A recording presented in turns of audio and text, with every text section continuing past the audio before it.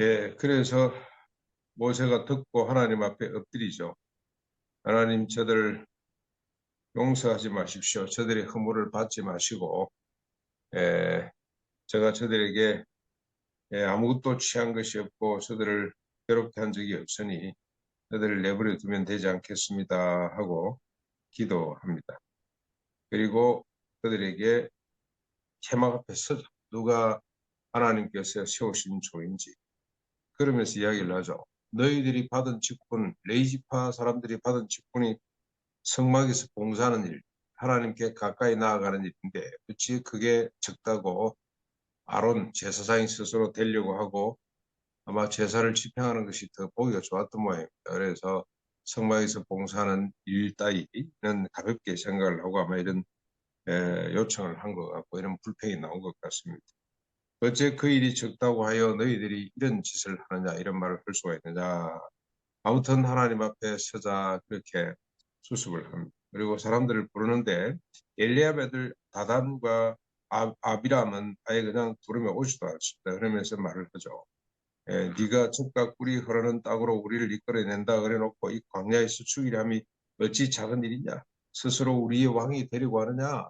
책임도 못 지면서 이뿐 아니라 네가 우리를 젖과 꿀이 흐르는 땅으로 인도하여 들어가지 아니하고 밭도 포도원도 우리에게 기업으로 주지 아니하고 내가 이 사람들의 눈을 빼려고 하느냐.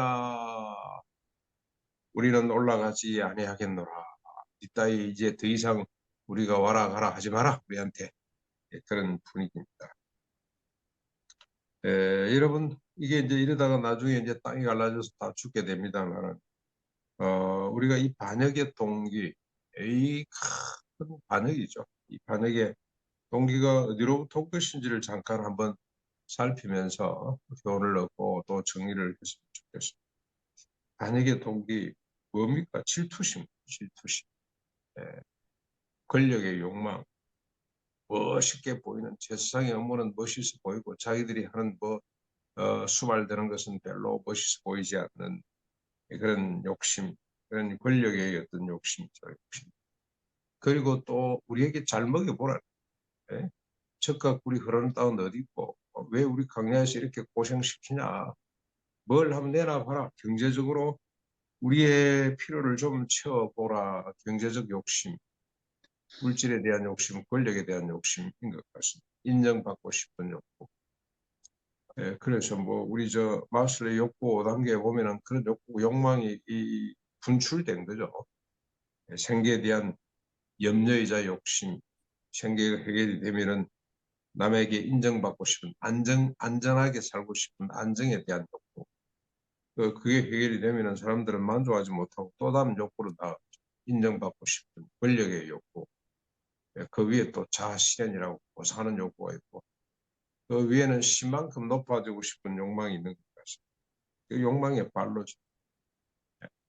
이제 뭔가 좀 또 안정이 된 듯 하니까 또 이런 무리들이 나타나서 권력의 욕망을 분출시키고 있습니다.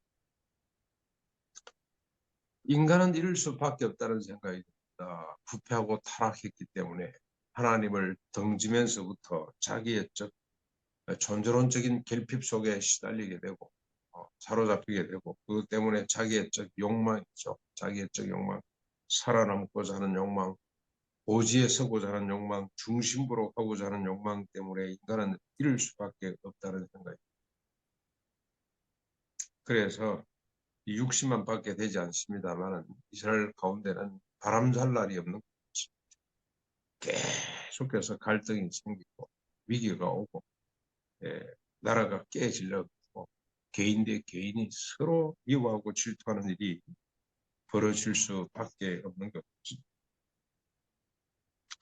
여러분 대안은 뭐겠습니까? 모세가 기도해서 결국 이게 사람들이 다 땅이 갈라져 죽고 맙니다만 이런 끔찍한 결과를 초래할 수밖에 없는 것이 인간의 실존이고 인간의 역사고 그런 것 같습니다. 오늘도 우리가 이 말씀을 통해서 인간을 보게 되는 겁니다. 인간은 이럴 수밖에 없다. 이게 이 피치 못할 인간의 길이다. 그래서 이런 일을 경험하면서 모세는 영적 사람들은 오로지 한 가지 희망을 가집니다. 주님 빨리 오십시오. 빨리 오셔서 우리를 구원해 주십시오. 이럴 수밖에 없는 우리를 존재적으로 구원해 주십시오. 그래서 좀 더 깊이 들여다보니 십자가 부활이죠. 우리의 죄를 대신해서 십자가에 죽으실 뿐만이 아니라 우리의 사람을 죽여주시기 위해서 십자가에 못 박히고 내려와 봐라 그래도 내려오고 싶어도 내려오지 못하는, 왜냐 우리의 모든 죄를 대속할 뿐만이 아니라 자기애적 용심, 자기 중심성에 사로잡혀서 둘만 모여도 누가 크나 가지고 다툴 수밖에 없었던 이 사람을 주님이 죽여주셔야 되기 때문에 십자가에서 내려올 수 있습니다. 죽여주시고 주님이 3일 만에 부활하심으로 우리를 다시 태어나게 하사 우리로 하여금 다시는 자기 중심성이 아니고 그리스도 중심, 타다 중심으로 살아가는 존재로 만들어 주십니다. 여러분, 저 이런 예가 있죠. 이런 그림자 같은 사람이 있죠. 이 모세입니다. 모세. 모세가 80년 만에 하나님께 다시 부름을 받고 회복된 거죠. 다시 쓰임을 받을 때 어떤 모습이었습니까? 70인 장로를 세웠는데 그들이 방언을 한단 말이죠.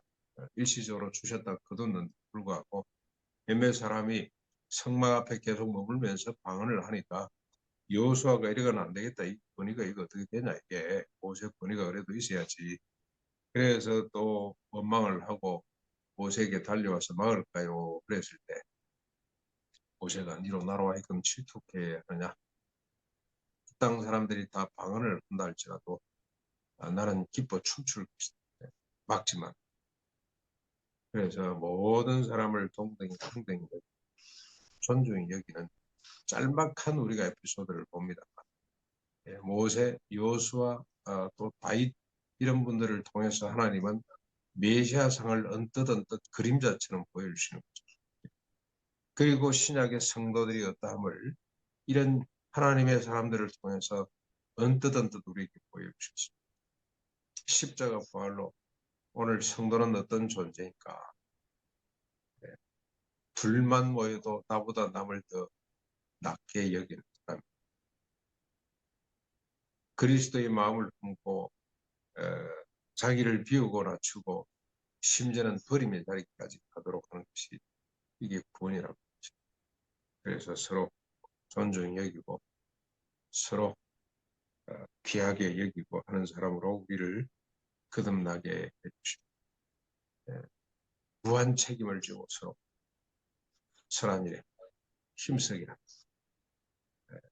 우리 모두를 다 복되게 만들기 위해서 희생하고 헌신, 자기를 위해서 남을 깔아뭉개는 이런 옛사람을 주님이 죽여주시고 남을 위해서 자기를 기꺼이 종의 자리에 스스로 들어가서 발을 닦이는 사람이 되도록 하시는 것이 이게 구원이라는 사실을 오늘 우리가 또 확인하면서 살았으면 좋겠습니다. 우리가 가난하게 그냥 잘 살면 되지. 좋은 환경에서 그냥 좋은 집에서 이렇게 살면 되는데 집은 별로 좋지 않습니다만 환경도 그렇게 썩 좋지 않은 것 같습니다만 뭐 한다고 우리가 또 모여서 고생하고 고생할 일을 의논하고 이럴 필요가 뭐가 있겠냐. 이보다 더 좋은 장소가 얼마든지 있는데 더 좋은 직장이 얼마든지 있는데 여기 굳이 모여 있는 이유가 뭘까? 저는 다른 거 아니에요. 열심히 일하고 봉사하고 희생하는 하면은 좀 더 다른 사람을 복되게 할 것이고 특별히 가난한 하나님의 시험을 대로 여러분 저 김용기 기도실에 올라가 보면 앞에 써 있는 거 있죠. 조국이여 온 계례여 안심하라. 이 세상 방에 가면 늘 붙었습니다. 제가 오래 보신 겁니다. 아시아의 빈곤에 동참하자. 우리가 뭐 하려고 그런지 혼자 살기도 내 앞가림도 하기도 힘든데 십자가 부활의 능력이 없죠. 내 자신뿐만이 아니라 아직까지도 이 땅 위에는 굶어 죽는 사람이 하루에 2만 5천 명이나 있다고. 여러분 저 보잉기 하나 떨어지면 한 250명쯤 떨어지죠. 그러면 전 세계가 야단 법석을 들고 바다 깊은 곳에서 블랙박스를 찾겠다고 해소하겠다고 원인이 뭔지를 또 알아보겠다고 온갖 노력을 다 경주합니다. 하루에 2만 5천 명이나 굶어 죽는데 관심 쓰는 사람 봤습니다. 하나님이 기뻐하실 때 아닌 것 같습니다. 앞으로 인류의 미래가 어떻게 될 것인가? 동농가가 어떻게 될 것인가? 스마트팜으로 가는 것이 맞는가? 자연농법으로 가야 될 것인가? 그같이 우리가 실험해보고 연구해보고 찾아. 자기중심적으로 달리는 사람들은 그런 데 관심 없습니다. 남이 어떻게 되든지 말든지. 그러나 여러분, 모세는 자기를 위해서 살지 않잖아요. 60만 백성들을 위해서 하나님 앞에 엎어지고 엎드러지고 전학계나 그 사람들을 생각하고 걸어가는 이 모세와 같은 이게 바로 성도의 모습이고 오늘도 우리가 거듭난 사람으로 십자가 부활 성령 믿음으로 하나님이 세운 권위를 인정하고 순종하고 그래서 우리가 더불어 함께 하나님의 뜻을 이 땅에 펼쳐가는 정의와 인애를 이 땅 위에 펼쳐가는 아름다운 삶, 가난한 삶이 될 수 있기를 주님의 이름으로 축원합니다.